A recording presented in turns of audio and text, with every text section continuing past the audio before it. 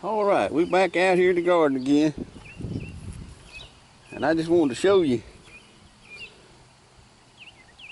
I gathered this one here this morning, and I found this one here. I'm finding one every once in a while on these plants, and it starts rotting on the end and goes up. And I watched something about squash the other day, and it said something about if the honeybees didn't come by and do the thing on them, they would rot.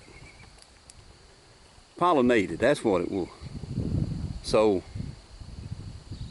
on the plants, you know, we got the female and the male blooms, so I think that didn't get pollinated, in other words. It was left out. So I'm not too worried about that. I got plenty more on the vines, and I think they're gonna be all right. There's another picture of my tomatoes. I don't want to get too prideful of them. I just want to say thank God, okay?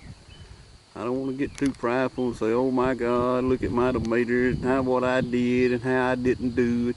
I didn't do nothing but set them out, put some fertilizer around them, and watch them grow. That's basically all I did. Well, pull dirt up to them a little bit. But God done everything else. He made them grow, and I'm thankful for it. Well, let's move on over here. There's a big, pretty good sized carrot right there. The bush is. I don't know about the root. Let me pull it up, look at it. See? That just makes you sick right there. When you don't build a row up for your carrots, that's what happens right there. They just turn in to a bunch of little roots sticking out there. And they be some good eating, but the trouble is trying to peel that joker and get everything off from it so you can get to the good part, you know what I mean? Time consuming, but I'm not gonna waste it. I'm gonna throw it over to my chickens and let them have a feast. They'll pick around on it a little bit here and there, and then, you know, it's kind of like people. When one's pecking around on it and two or three come up, they all gonna try to outdo one another or try to get the most from one another. See? Now they all pecking pretty hard there, trying to get more than the other one, or trying to get the best than the other one is getting. But anyhow, well, I love my chicken.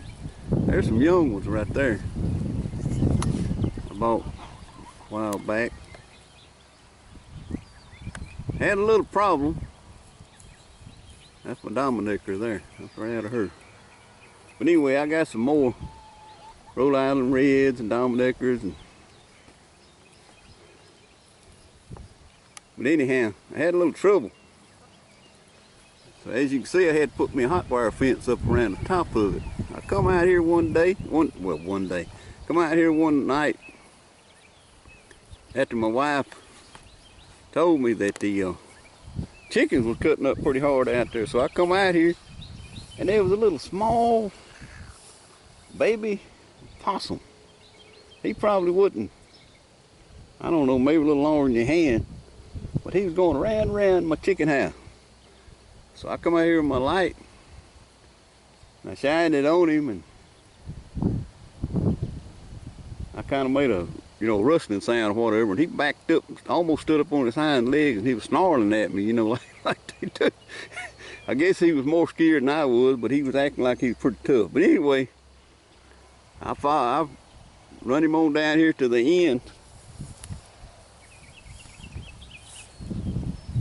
and I had my electric fence on and all that, but he come through this crack right here, and he squeezed through there.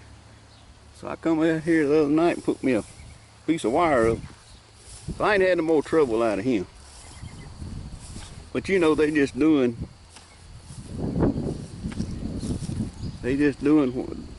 a possum was just doing what he's supposed to do.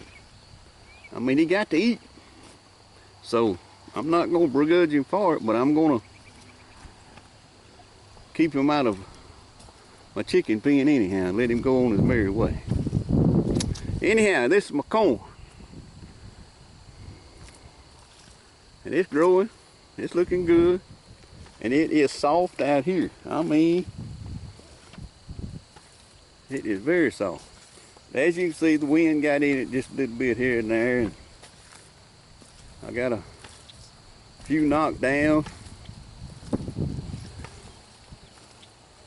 But I'm just so thankful for the rain. Well, I was just before fixing to have to water. So you have to, you prop it up a little bit like that, she'll come on back.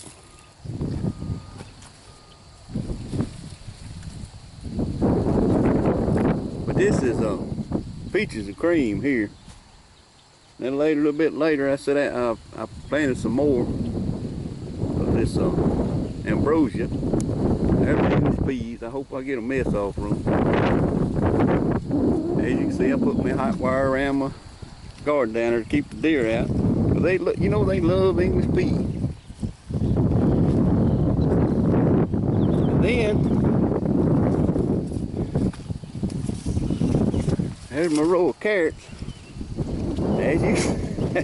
As you can see, I'm kind of neglecting them a little bit. I did tell her to pull some dirt up to them.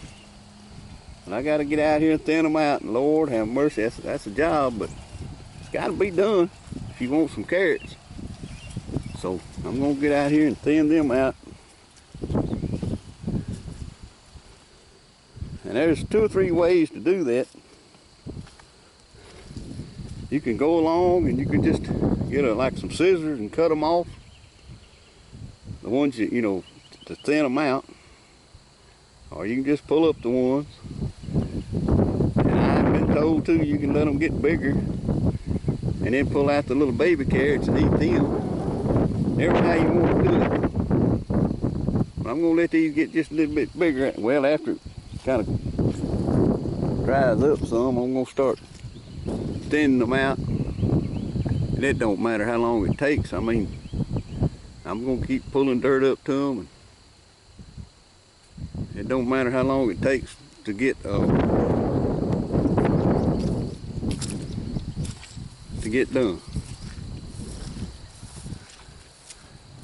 All this here growed up here. I hadn't cleaned it up yet, but the tornado, a tornado or high wind or whatever come through, and we had us a tractor shed just about like that right there, and it come through and tore the roof off from it and put it out there in that field. And my tractor was unhurt and everything was just like it the wind just come by and just picked the stuff up and throwed it out there in that field. So this is the remains of it. I went out there and drug it up here with my tractor, and I got to get out here and clean this up for. And I'm going to take the screws out of it and take the tin, throw it away, and try to salvage some of them boards, I guess. I don't know. But I do need to get this gone because it is an eyesore. But anyhow, let's get back to the garden. There's a few potatoes. I got to get out here and work on them. There's some onions. I got to get out here and work on them. I've been concentrating more on my tomatoes and corn than I have anything else, and I'm kind of letting things go. When I said it's not enough time in the day, but it is if I get out here early in the morning. You know what it is, you know how it is.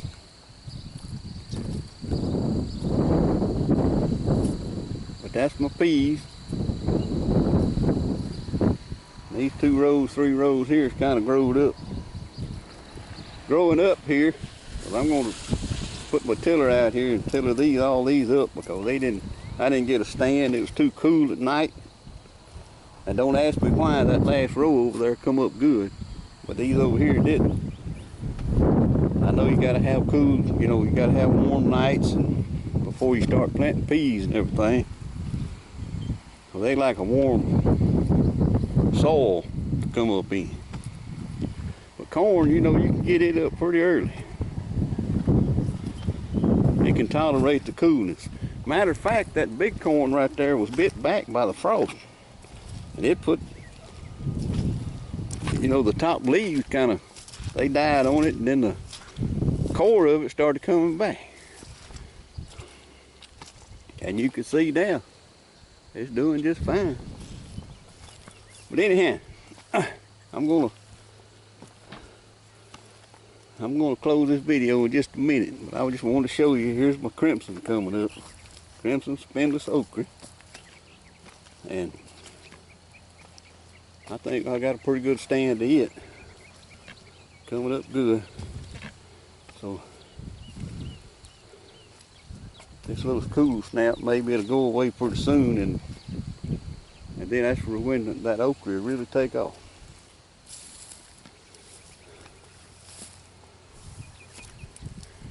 Okay, I'm gonna let y'all go, and I'll keep you updated if you wanna go through this journey with me. I'm gonna be on Facebook and I'm on YouTube.